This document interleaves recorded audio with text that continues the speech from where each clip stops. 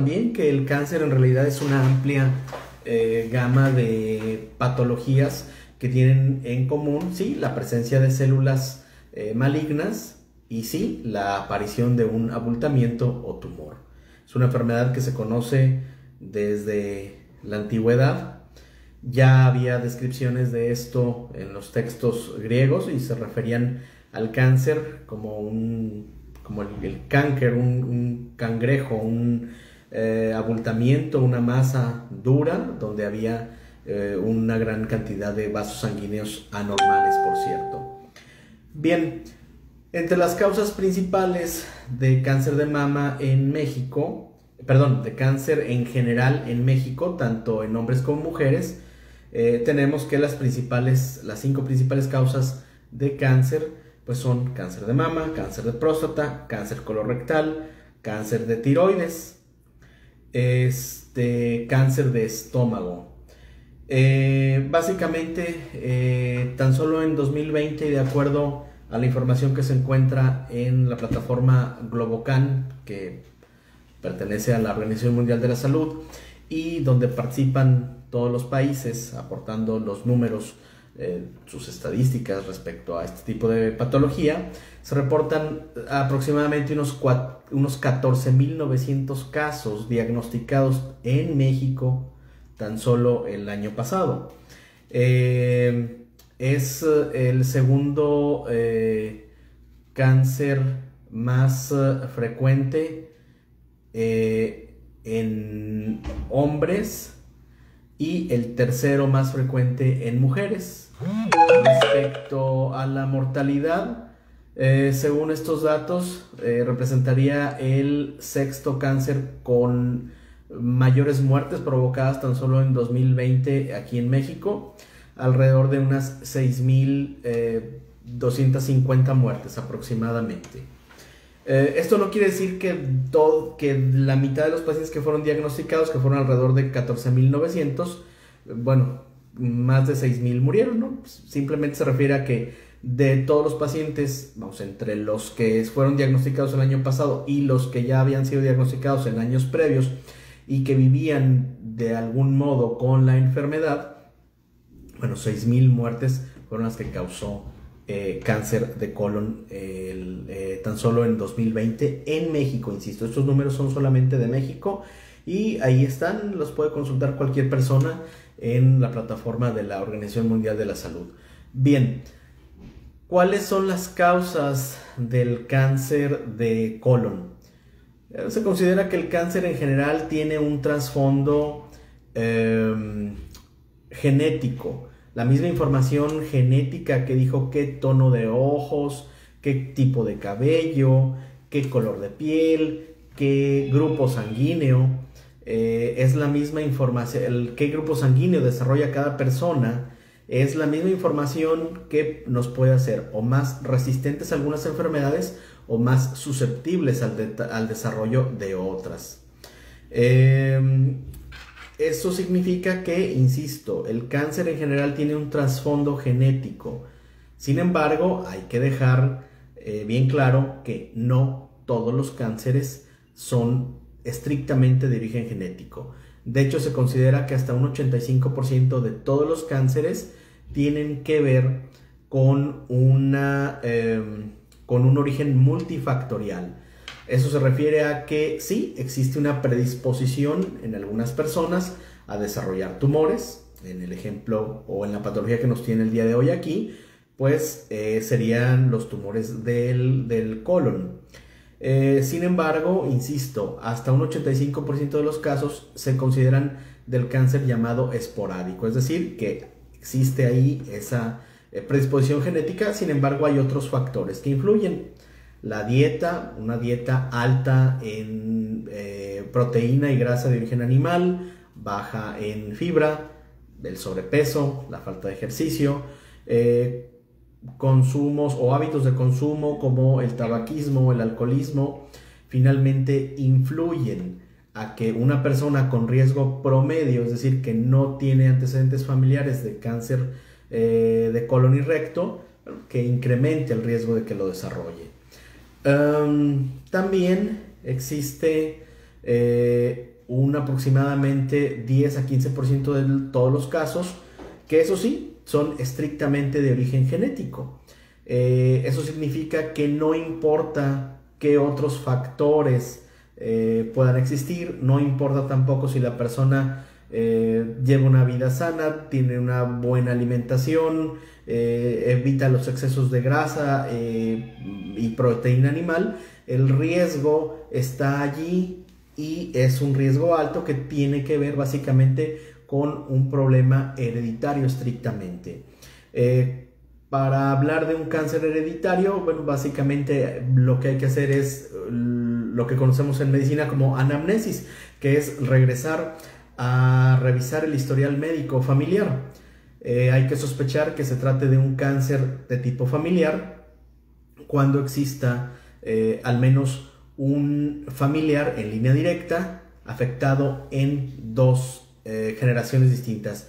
Eso significa si mi abuelo, un tío, un primo han tenido cáncer colorectal y sobre todo lo han tenido a edades jóvenes, generalmente alrededor de los 40, 45 años, bueno, tienes que sospechar de que tienes una predisposición genética y un riesgo muy elevado para desarrollar un cáncer de colon. Y probablemente se trate de un cáncer, vamos, una enfermedad de tipo estrictamente hereditario. Buenas tardes a todos los que ya se han conectado. Si tienen alguna pregunta, adelante, pueden hacerlas y trataré de irles contestando las preguntas que surjan. Bien, les comentaba, existe el trasfondo genético, existe la predisposición a desarrollar tumores. Esos tumores pueden ser lesiones premalignas, por ejemplo, los pólipos. La mayoría de los cánceres de tipo esporádico se desarrollan en pólipos, una lesión premaligna, vamos, un pequeño tumor que surge en alguna parte del colon y recto y que ya tiene cierta predisposición y se da el fenómeno que comentábamos, algún daño a nivel celular que se perpetúa por varias replicaciones celulares hasta que finalmente esto se convierte en un tumor.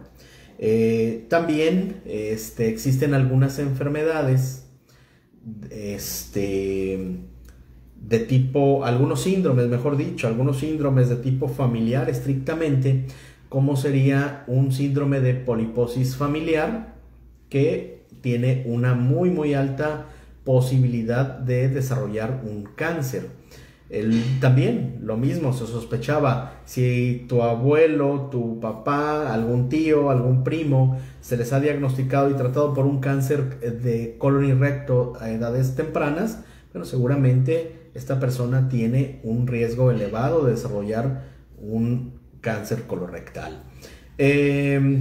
Otros síndromes que no tienen que ver con poliposis, ¿sí? Son, por ejemplo, el síndrome de Lynch. Se considera un cáncer de colon hereditario donde no tiene que ver la presencia de pólipos. El tumor se desarrolla sin la presencia de una gran cantidad de pólipos, como sucedería en la poliposis familiar. También existen algunas enfermedades autoinmunes que no tienen que ver con poliposis, que no tienen que ver propiamente con síndromes familiares de cáncer colorectal familiar.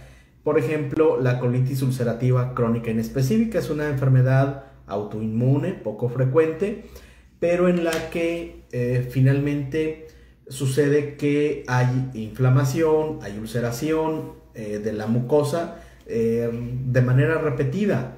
La manera en que se manejan esta patología, la colitis ulcerativa crónica inespecífica, o también conocida como CUSI, CUCI, es mediante fármacos antiinflamatorios. En casos graves se han podido utilizar, además de los antiinflamatorios, obviamente medidas dietéticas, algunos inmunosupresores, etc. Las personas que tienen esta patología, insisto, si bien no tiene un trasfondo estrictamente de tipo hereditario y no tiene que ver directamente con los pólipos, ese asunto de que haya inflamación crónica, que haya ulceración, reparación muy frecuente de la mucosa del colon en los sitios donde están las úlceras, pero también predispone a que esa rápida replicación de las células pueda tener algún tipo de defecto, y si ese defecto o ese daño a nivel de la célula no es reparado, bueno, pues entonces puede suceder que después de algunos años se pueda desarrollar un cáncer colorectal. Bien, hasta aquí alguna duda, pregunta que alguien de los asistentes quisiera exponer. Parece que no. Bien, si no tienen preguntas, bueno, hace algunos días respecto al tema me preguntaban, bueno, ¿qué es un pólipo? Les comentaba ya, un pólipo es la aparición de un pequeño tumor, ¿sí?, o muchos tumores. Cuando se trata de una poliposis se refiere de hecho a que hay más de 100 pólipos, hay una cantidad incontable de pólipos en el colon y recto, y esto predispone al desarrollo de pólipos, al desarrollo de un cáncer. ¿Todos los pólipos tienen el mismo riesgo de desarrollar un cáncer? No, la realidad es que no. Hay algunos tipos de pólipos que tienen una mayor predisposición para el desarrollo de los cánceres. A ver, vamos a ver preguntas. Bien, esta pregunta es muy buena. ¿Quién es más vulnerable para desarrollar un cáncer de colon, el hombre o la mujer? ¿Y a partir de qué edad? La edad es muy variable. Si se trata de un caso de cáncer de colon familiar o estrictamente hereditario, la mayoría de los casos, ya las personas que van a desarrollar cáncer lo desarrollan alrededor de los 40. Insisto, hablando de casos estrictamente familiares. Si no, normalmente la mayoría de los casos anda por allá entre los 45 a 60 años para el momento del diagnóstico. Sería el rango de edad. Y respecto a qué género, hombre, mujer, es el más susceptible, la realidad de las cosas es que los números no están muy lejanos. La susceptibilidad o el riesgo de desarrollar un cáncer de colon es prácticamente igual en el hombre y la mujer. Y nuevamente, si bien todos los cánceres tienen un trasfondo, una predisposición genética, tienen la mayoría de ellos un origen multifactorial y influyen tanto en el hombre como en la mujer el tipo de dieta. Ya comentábamos, una dieta alta en proteína y grasa animal, baja en vegetales, hábitos de consumo como el tabaquismo, el alcoholismo. Los números en realidad fueron alrededor de, por aquí los tengo, denme un segundito, fueron 6.900 casos en mujeres y 7.900 en hombres. Entonces realmente la diferencia es de aproximadamente unos 900 a 1.000 casos entre hombres y mujeres. Hubo un poco menos de casos en las mujeres, pero realmente 1.000 casos de diferencia en un país de 120 millones de habitantes no está nada lejos. El riesgo de desarrollar cáncer de colon en el hombre y la mujer básicamente sería el mismo. Otra de las preguntas es si tengo, comentan aquí, o más bien me preguntan, si tengo pólipos, ¿es más probable desarrollar cáncer de colon? Sí, de hecho sí sería más probable que se pudiera desarrollar un cáncer de colon. Obviamente, si se tiene el antecedente, si ya usted conoce de que en la familia hay personas que han tenido una enfermedad polipósica, que han tenido pólipos y que de esos pólipos se ha desarrollado un cáncer, pues lo que tendría que hacer es acudir a valoración, puede ser con el gastroenterólogo o con el coloproctólogo para que hagan una colonoscopía, revisen si tiene usted pólipos, extirpen algún pólipo sospechoso en busca de confirmar o de descartar si existe algún tumor. Si fuera así, bueno, la recomendación más lógica sería, si se tiene un diagnóstico, acudir con el oncólogo para que sea valorada.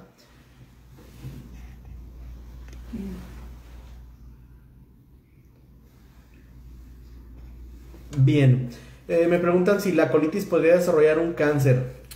Una colitis, en el sentido estricto, hablando de un síndrome de colon irritable, la versión más frecuente de una colitis, no. Sin embargo, una colitis ulcerativa crónica inespecífica, las siglas de esto serían CUSI, C-U-C-I. Ese tipo de patología sí incrementa de manera importante el riesgo de desarrollar un cáncer. De hecho, una de las maneras de prevenir el cáncer en los pacientes con colitis ulcerativa crónica inespecífica es hacer una cirugía que se llama proctocolectomía. Dependiendo si también el recto está afectado, bueno, tienes que hacer una proctocolectomía. Quitas todo el colon, la mayor parte del recto, y finalmente haces una reconexión del intestino delgado directamente al recto. Existen algunos procedimientos quirúrgicos en los que tratas de hacer una pequeña bolsa con el intestino para que ahí se acumule la materia fecal, en lo que vamos, que se llene ahí un poquito y después el paciente pueda controlar la evacuación. Generalmente no conectas directamente el intestino, digamos, extremo con extremo para que esté evacuando. Generalmente tratas de hacer algún tipo de reservorio o de bolsa con el propio intestino delgado. Esto tratando de prevenir que una colitis ulcerativa crónica inespecífica se desarrolle derive en un cáncer. Pero una colitis, si se refería Dulce Návar, que me pregunta a una colitis como un síndrome de colon irritable o intestino irritable, realmente el riesgo no existe. En la colitis ulcerativa crónica inespecífica, sí. Bien. También me preguntan si los pólipos son siempre cancerosos. No, o cancerígenos. No, ya les comentaba. Puede haber pólipos que no tengan un potencial o que su potencial sea muy bajo para el desarrollo de un cáncer. Pero yo creo que es importante, si se tiene antecedentes familiares, o bien si se llegan a tener síntomas como sangrado, o bien periodos alternos de evacuaciones diarreicas y de estreñimiento, pues yo creo que sí sería importante acudir con el médico. Insisto, puede ser con el gastroenterólogo o con el coloproctólogo para hacer un estudio endoscópico, una colonoscopía, y investigar si existe en alguno de los segmentos del colon o del recto alguna situación premaligna o maligna en desarrollo. Bien, me pregunta Elías, si hay un cáncer avanzado, ¿ya se puede detectar mediante una colonoscopía? Bueno, la colonoscopía, si estamos hablando de un cáncer de colon avanzado, el objetivo de la colonoscopía sería obtener diagnóstico, obtener primero la evidencia de en qué segmento del colon estuviera el tumor, tomar tejido, lo que llamamos una biopsia, para que ese tejido sea analizado a nivel microscópico y poder llegar a un diagnóstico.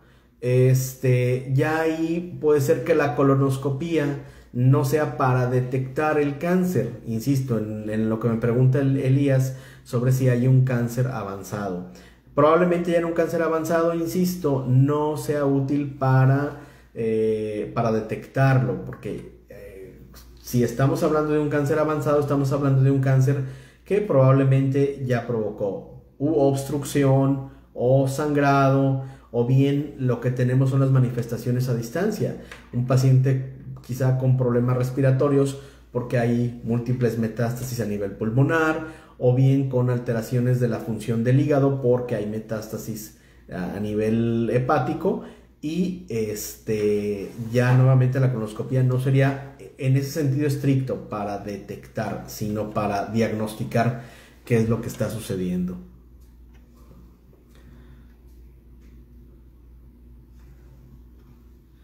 Bien, me preguntan cuáles son los síntomas del cáncer de colon. Bien, los pacientes con cáncer de colon pueden ser totalmente asintomáticos en las etapas tempranas.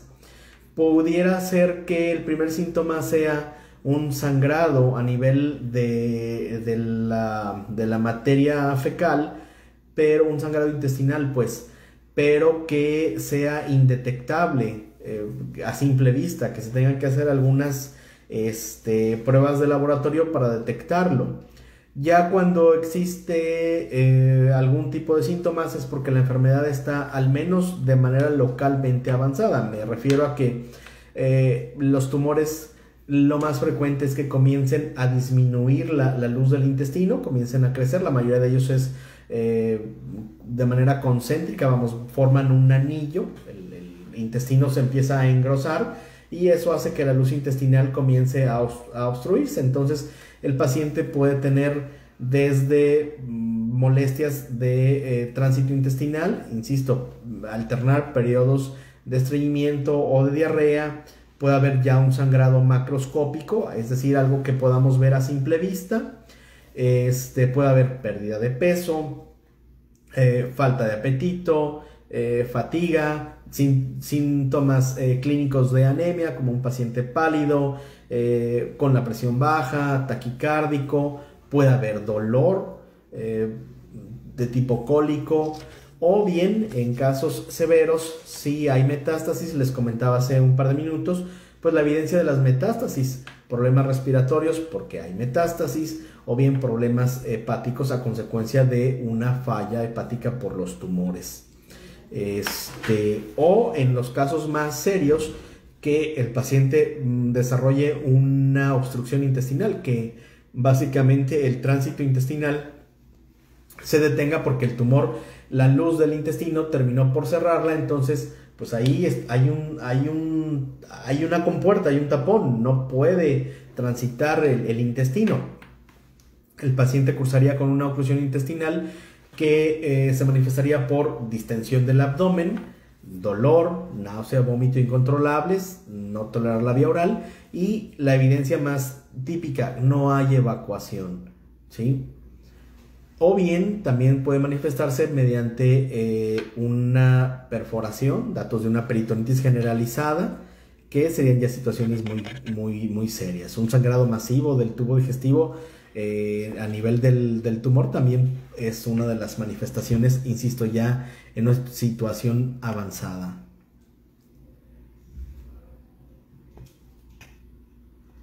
Bien. Bueno, en lo que llega alguna otra pregunta, a ver, vamos a ver esa.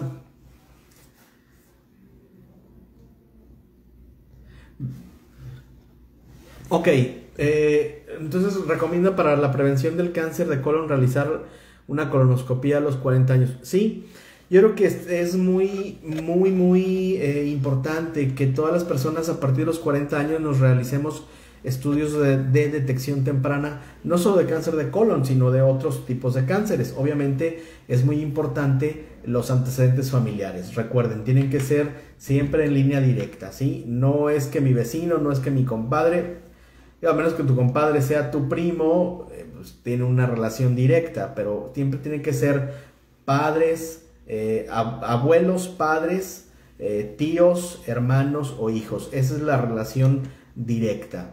Y la colonoscopía yo creo que sí es muy importante, entre el diferente armamentario que existe para detectar patología oncológica de manera temprana, que a partir de los 40 años se haga una colonoscopía una vez al año y un marcador que se llama antígeno carcinoembrionario. Obviamente esto que comento aplica para población general, se refiere a población que no tiene antecedentes hereditarios. las personas que tenemos un riesgo estándar, ¿sí? El que todos tenemos, simple y sencillamente por el hecho de seguir vivos y de tener colon. Las personas que por el contrario tienen antecedentes familiares, ya decíamos, abuelos, padres, tíos que tuvieron cáncer de colon, bueno, pues entonces en ellos hay que iniciar al menos unos 5 a 10 años más temprano con los estudios de detección temprana, entre ellos la colonoscopía.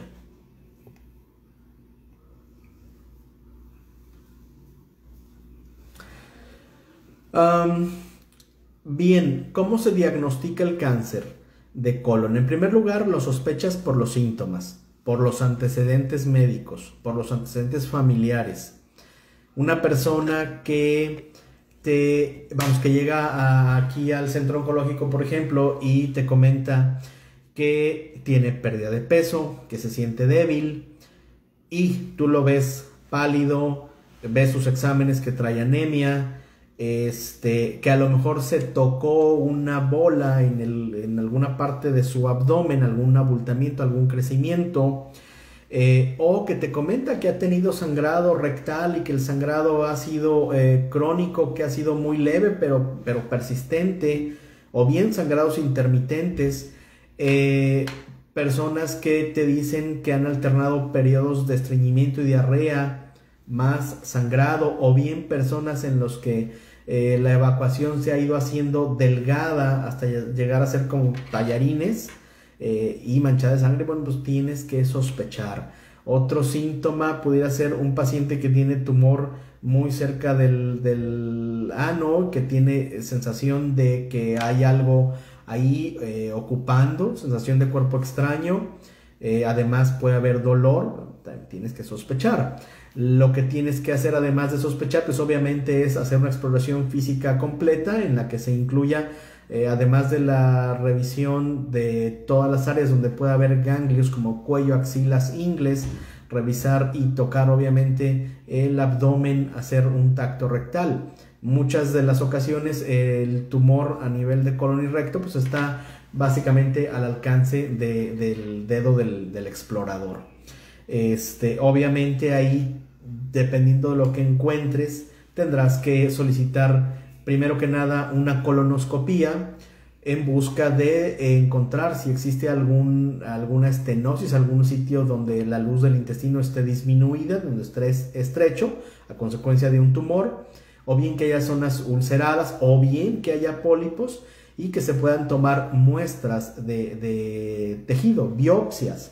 En algunas ocasiones se logra encontrar un pólipo que sangró de manera temprana y solo quitarlo es suficiente tratamiento. Vamos, un tumor que sí, ya existe un cáncer, pero se encuentra en una etapa temprana y se encuentra limitado exclusivamente al pólipo y la base de este pólipo no tiene tumor. Pudiera ser que la colonoscopía y la polipectomía, retirar el pólipo, fuera no solo diagnóstico, sino además terapéutico.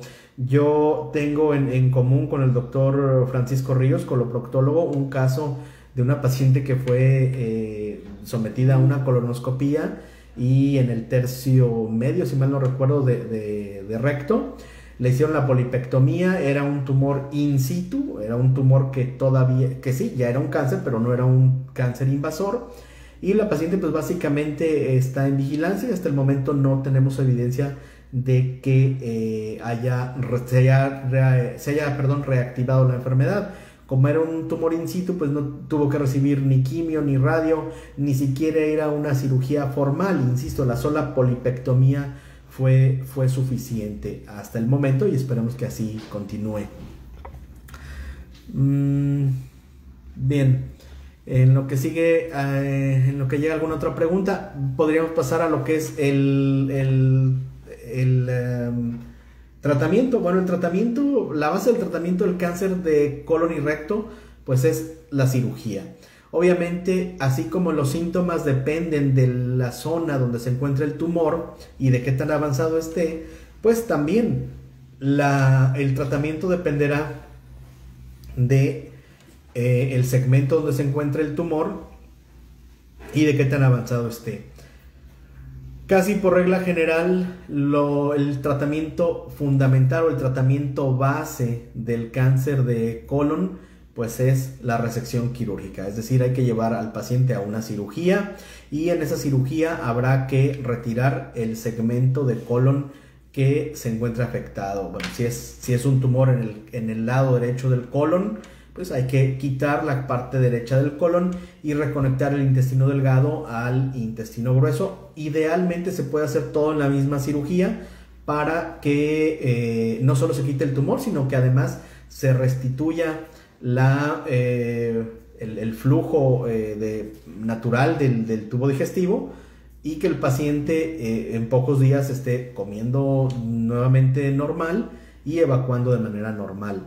Si es un cáncer en el lado izquierdo del colon, bueno, pues tienes que hacer una hemicolectomía izquierda y también, idealmente, reconstruir o restituir ahí mismo el tránsito intestinal a través de una anastomosis, es decir, conectar nuevamente allí en la misma primer cirugía los segmentos de colon o bien de intestino delgado a colon, para que pueda nuevamente restituirse el tránsito intestinal y les decía, en pocos días el paciente pueda ir a casa comiendo y evacuando de la manera normal.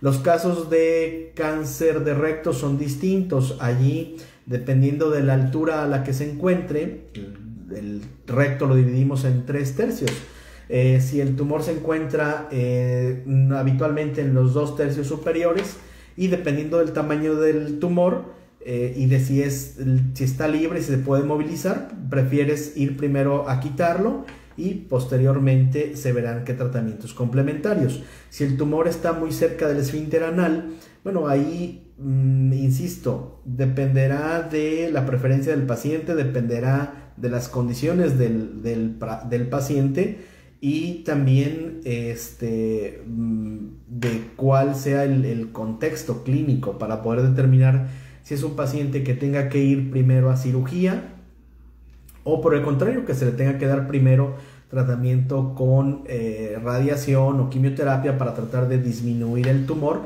en busca no solo de disminuir el tumor, sino de salvar el esfínter anal. Hay algunas ocasiones en las que aún tumores que están muy cerca del ano se pueden salvar el ano. Vamos a hacer que el tumor disminuya lo suficiente como para que con una cirugía logres quitar el tumor conservando un segmento de recto y poder reconectar ahí al paciente para que vuelva a comer y evacuar normalmente. En ocasiones, tristemente, se tiene que hacer una resección que llamamos abdominoperineal y que básicamente es un abordaje por vía abdominal y a través del periné para extirpar el tumor y junto con el tumor se tiene que quitar un segmento del recto y el ano. Es una cirugía mutilante y que generalmente buscas que no se tenga que llegar a esos extremos, pero bueno, en ocasiones no hay otra posibilidad para intentar curar al paciente. Además de las cirugías, dependiendo de la etapa en la que se diagnostique, es decir, qué tan profundo invade el tumor, en el espesor de la pared del intestino, si hay ganglios invadidos, ganglios linfáticos me refiero, invadidos o no, es frecuente que el paciente tenga que recibir tratamiento complementario con quimioterapia. Aquí en el centro oncológico lo que se hace es que esos pacientes, una vez que fueron operados, bueno, pues se turnan al área de oncología médica, que son los oncólogos especializados en la aplicación de tratamientos como la quimioterapia y terapias blanco, fármacos que no son propiamente quimioterapia, pero que forman parte del armamentario terapéutico contra este tipo de tumores. Bien. Bien, me preguntan, sentir una bola que se mueve y a veces entumecimiento en el área abdominal, ¿podría ser cáncer? Sí, podría ser cáncer. Una situación aquí muy importante es que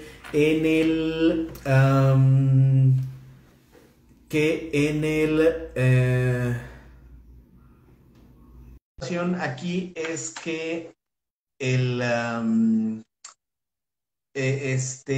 una masa abdominal o una bola, un tumor abdominal y que haya entumecimiento o bien dolor de alguna área del cuerpo, vamos, son síntomas inespecíficos, son síntomas muy vagos y que obviamente uno como médico tiene la obligación de, primero, de detectarlo. Si el paciente dice, siento dolor, siento una masa, siento una bola, pues tienes que explorarlo y dependiendo de lo que encuentres y de los síntomas, además de eso, otros síntomas que pueda tener el paciente, tendrás que ir definiendo qué estudios tienes que hacerle, ¿sí? A nivel abdominal, insisto, puede ser casi cualquier cosa. Un abultamiento puede ser casi cualquier cosa.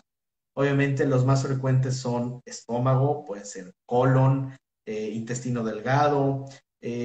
Hablando de mujeres, puede ser el útero, pueden ser los ovarios. En fin, dependiendo de los síntomas, tú irás a seleccionar qué estudios del diferente armamentario que tienes son los que le pueden beneficiar más al paciente para llegar lo más rápidamente posible y lo más certeramente posible a un diagnóstico.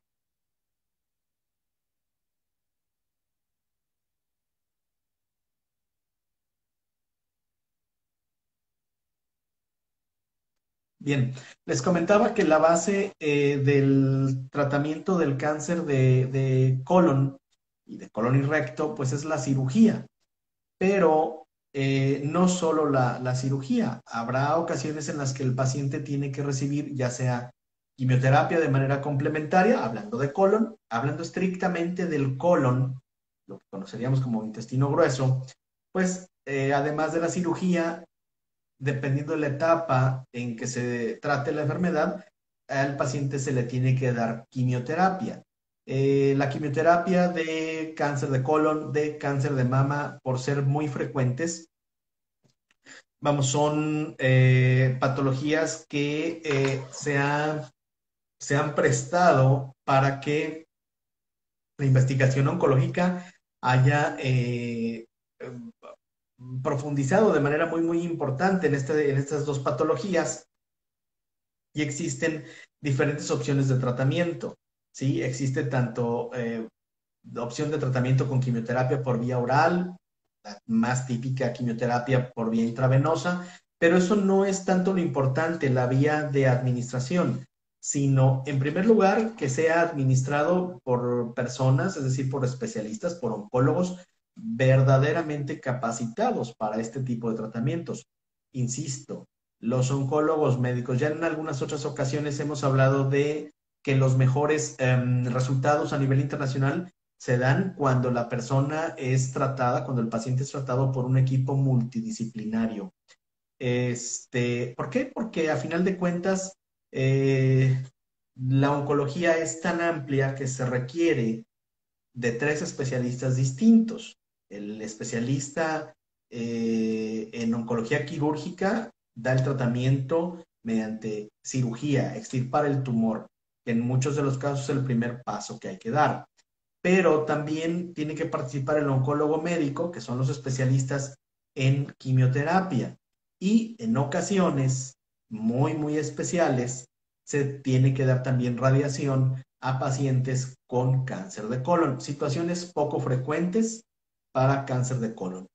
El oncólogo de radioterapia participa principalmente en las decisiones cuando se trata de un tumor a nivel del recto y sobre todo tumores muy cercanos o que están invadiendo el esfínter anal. Una cosa en la que yo les insisto mucho es, eh, yo creo que mmm, cirugía de colon y recto es un área muy en común entre cirugía oncológica, o sea, entre el oncólogo quirúrgico, el cirujano general o cirujano gastrointestinal, el coloproctólogo.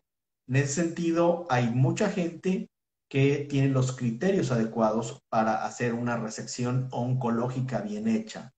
Lo ideal, obviamente, es que se valore por la gente especialista, ¿sí? Que son el oncólogo quirúrgico o bien el coloproctólogo. Pero hablando ya de la quimioterapia, pues tiene que ser por la gente experta en quimioterapia, los oncólogos médicos. Hace muchos años, bueno, para acabar pronto, nunca ha existido la especialidad de cirugía oncológica y oncología a la vez. O eres oncólogo quirúrgico o eres oncólogo médico, ¿sí? Y no es que esté mal que se dé, que si yo te operé, te dé la quimio, simplemente no es lo ideal, no es lo adecuado. Insisto, existe un campo muy amplio de acción de la oncología y el núcleo, digamos, de la oncología no es una sola especialidad, son tres especialidades distintas. Yo creo que si yo tuviera algún familiar, amigo o conocido, que requiriera tratamiento de quimioterapia, no se la daría yo, aun que él me lo pidiera, creo yo que lo enviaría a valoración por, insisto, la gente verdaderamente especializada en eso que son los oncólogos médicos. El área de oncología y radioterapia es algo totalmente distinto, porque además de que necesitas los conocimientos propiamente para manejar los conceptos en el sentido de eh, qué dosis de radiación se va a dar, qué campos, perdón, se van a radiar, con qué técnica de radiación. Bueno, además necesitas mm, conocer la tecnología que se utiliza actualmente para este tipo de tratamientos.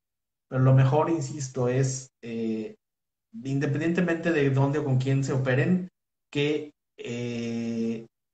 busquen atención multidisciplinaria, que es lo ideal y es como se han tenido los grandes avances en los grandes centros de vanguardia a nivel internacional.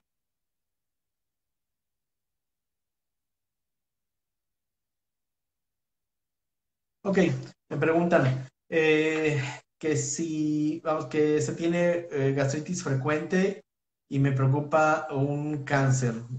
Bien, yo creo que si tiene problemas de gastritis frecuente, reflujo y ese tipo de cosas, considero yo que lo más importante es que la valore gastroenterología porque a final de cuentas hay que ver, primero que nada, cómo está el esófago, cómo está el estómago, el duodeno, para poder saber si tiene, por ejemplo, una gastritis asociada a Helicobacter pylori y que se ha tratado. La mayoría de las veces es simplemente una gastritis por el estrés, por los hábitos de alimentación y hábitos de consumo. Entonces, yo creo que sería lo más recomendable. Acuda con algún gastroenterólogo que la valoren. Seguramente harán una endoscopía en busca de saber qué está pasando. Tomarán muestras, tomarán biopsias y si es solo una gastritis, pues qué bueno porque existen maneras de tratarla, de controlarla bien. Obviamente habrá que seguramente adaptar sus hábitos alimenticios, llevar algún tratamiento por algún tiempo y obviamente hacer estudios de vigilancia y de control. Si hubiera un tumor maligno, un cáncer que no es tan frecuente a su edad, bueno, pues tratar de que se diagnosticara en primer lugar lo más pronto y lo más tempranamente posible para que pues, reciba el tratamiento más adecuado.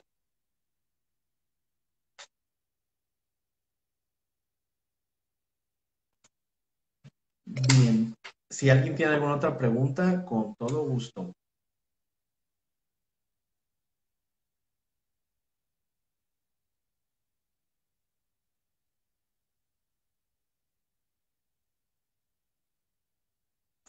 Un aspecto importante que les comentaba del cáncer de colon, que tiene que ver mucho con los hábitos alimenticios, ¿sí? Se ha visto, por ejemplo, que es de acuerdo a los hábitos alimenticios, hay personas que, por ejemplo, viajan para vivir en otros países donde tienen costumbres distintas a donde vivían ellos. Si vivían en un área donde tienen una baja incidencia, donde los hábitos alimenticios, como por ejemplo comer una cantidad abundante de vegetales, antioxidantes, no comer en exceso carne. El problema no es la carne, sino el exceso. El problema no es tomarse una cerveza, sino el exceso. Y el problema pues, del tabaco, pues es el tabaco. Ahí sí no hay ni para dónde hacernos. Obviamente, personas que tienen una mayor exposición al tabaco y los tóxicos que en él están, tendrán mayor exposición que los que no fuman o fuman muy poco. Pero les decía, hay personas que viven o vivieron en zonas de baja incidencia de cáncer de colon, y se trasladan a otros países por cuestiones de familiares o de trabajo y que adoptan la dieta de ese otro país a donde fueron y la estadística ahí se modifica de tener un bajo riesgo de desarrollar un cáncer, pues se eleva el riesgo. ¿Por qué? Por el cambio de hábito. Entonces también una manera de prevenirlo, el cáncer de colon, pues sería cambiar nuestros hábitos alimenticios. Quizá no logremos evitar el riesgo por completo, pero es probable que logremos disminuirlo de manera importante.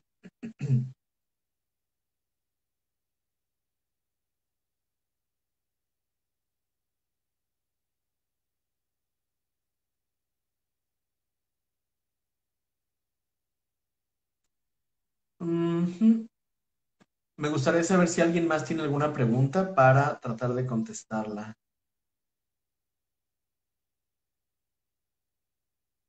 ¿No? Parece que no. Bien, espero que esta charla haya sido de utilidad, espero que les haya aclarado algunas dudas, espero también que les hayan surgido más dudas para que puedan adentrarse en algún síntoma, ya sea propio de alguno de ustedes o bien de alguna persona cercana a ustedes y que puedan o podamos orientarle para tratar de, primero que nada, y ojalá así sea, descartar una posibilidad de algún cáncer. Es una enfermedad que no se le desea a nadie y obviamente el objetivo sería tratar de una de dos, o de prevenir hasta donde sea posible, evitar que más personas la desarrollen, o bien detectar esas personas enfermas con un cáncer de colon de manera más oportuna, más temprana, para que la enfermedad no avance y pueda ser diagnosticada y tratada de manera oportuna. Déjame ver, creo que llegó otra pregunta.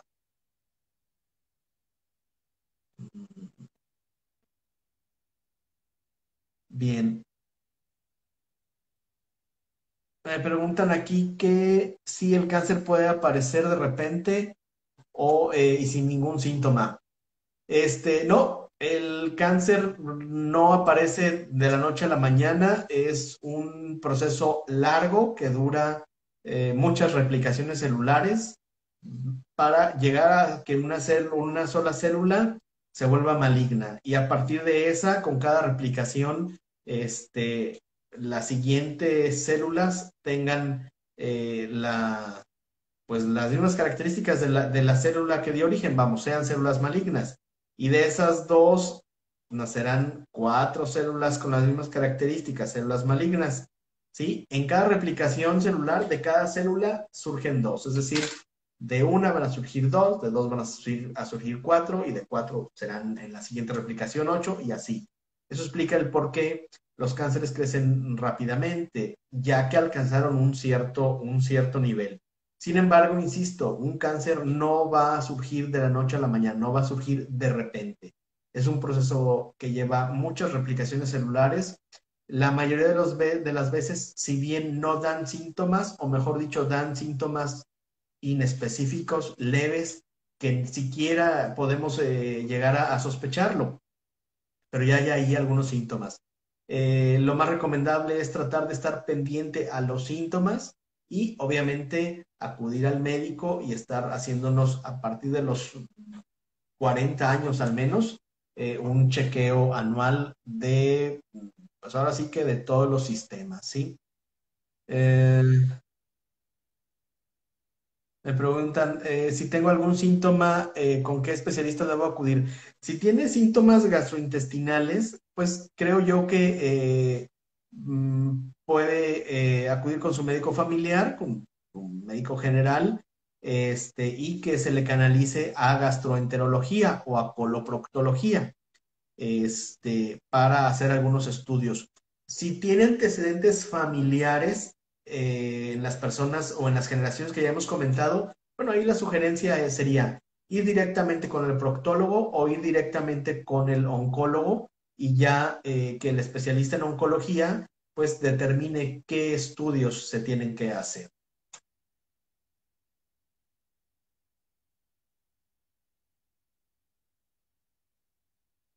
Ah, miren, esta pregunta es muy buena.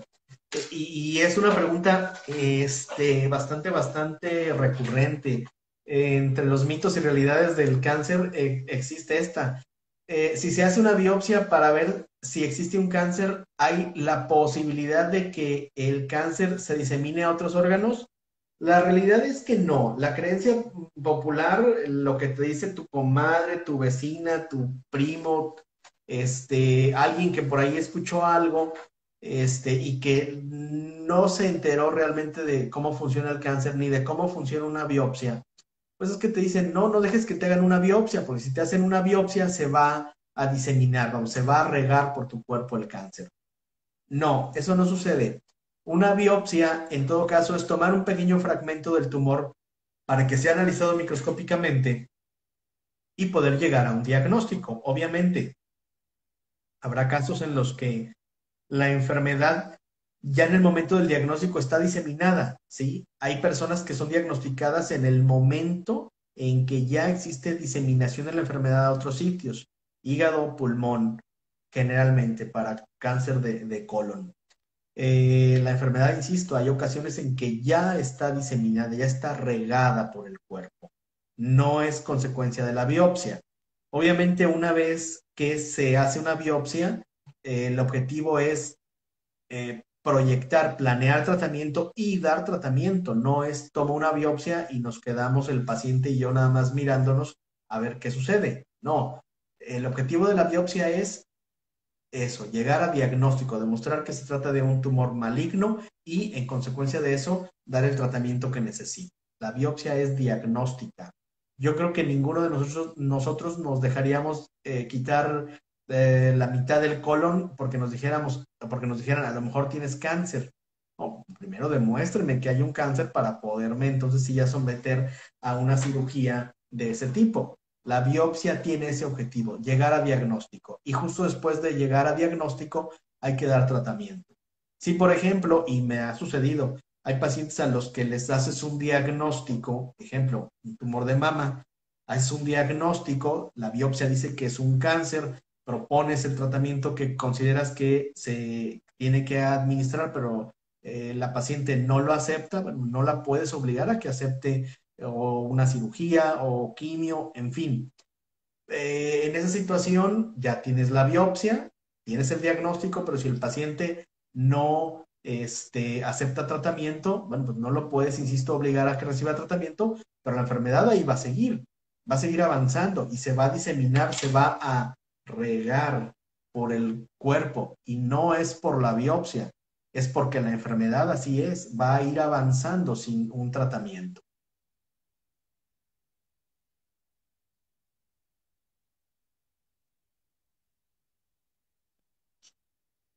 Bien, otra pregunta. ¿Qué es la gastritis erosiva crónica? Bueno, una gastritis erosiva, pues es una gastritis muy severa y que tiene esas características donde hay una erosión de la mucosa gástrica o hay ulceraciones de la mucosa gástrica. Obviamente, cuando se trata de una gastritis erosiva, pues también el riesgo de desarrollar un cáncer, en este caso en el estómago, pues incrementa. Eso sería cuestión de, como les decía, que sea valorado por el gastroenterólogo, hacer endoscopías, revisar qué está pasando dentro del estómago, tomar muestras para ya sea diagnosticar o descartar un cáncer. Demostrar si se trata solamente de una gastritis, si existe asociación de esta gastritis con el Helicobacter pylori y dar tratamiento contra el Helicobacter pylori y obviamente para la gastritis.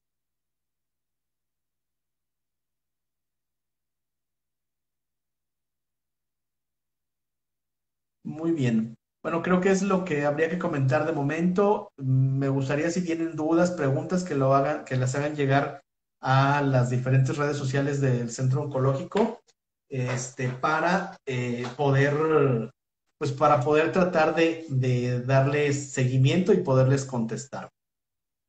Por su atención, muchas gracias, que tengan muy buena tarde y hasta la próxima.